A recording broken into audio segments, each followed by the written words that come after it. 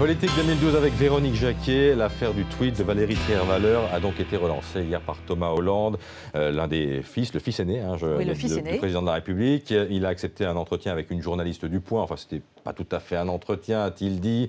Une conversation informelle. Une conversation informelle, voilà. Propos explosifs, décidément, ce tweet, c'est une bombe à retardement, Véronique. Et oui, les dommages collatéraux sont nombreux. Confidence de Thomas Hollande, ce tweet, ça me fait de la peine pour mon père. Il déteste tellement que l'on parle de sa vie privée, ça a détruit l'image normale qu'il avait construite. Ça va loin. Et le fils aîné du président décrit un François Hollande ahuri par le geste de sa compagne.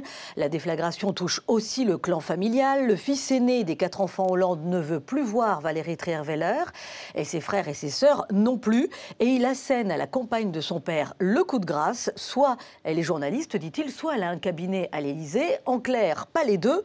Et il supplie surtout pas de deuxième tweet. Ça m'étonnerait qu'il y en ait un deuxième. Véronique, en coulisses, comment réagit l'Élysée aux propos de Thomas Hollande? Alors, pas de réaction officielle, d'autant que le jeune homme a estimé que ses propos avaient été déformés hier soir. Et la porte-parole du gouvernement, Najat Vallaud-Belkacem, était sur BFM Télé hier soir. Un brin gêné, elle a répondu que l'affaire était derrière nous. Non, l'affaire n'est pas derrière nous. Thomas Hollande a dîné avec son père il y a quelques jours et son président de père lui a dit qu'il ne fallait pas alimenter ce feuilleton. Peine perdue donc avec ses confidences données au point. Ce qui va se passer, c'est que François Hollande va évoquer cette affaire du tweet et ses conséquences lors de l'interview télévisée du 14 juillet, samedi. Il parlera aussi du statut de la Première Dame. Et cette Première Dame, justement, qu'est-ce qu'elle devient?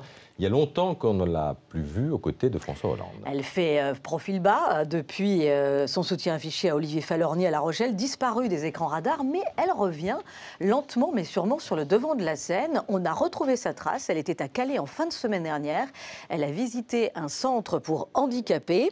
En toute discrétion, aucun journaliste. Pour l'anecdote, elle est arrivée avec son plateau repas de l'Élysée. Ça, c'est assez incongru officiellement pour ne pas générer de travail supplémentaire dans les cuisines. C'est ce qui a été dit.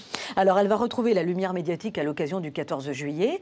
Elle a sa place aux côtés de François Hollande dans la tribune officielle pour le défilé militaire sur les Champs-Élysées. Et puis, il y a une de la part de l'Élysée, puisque le couple présidentiel va s'afficher au Festival d'Avignon dimanche. C'était Véronique Jacquier.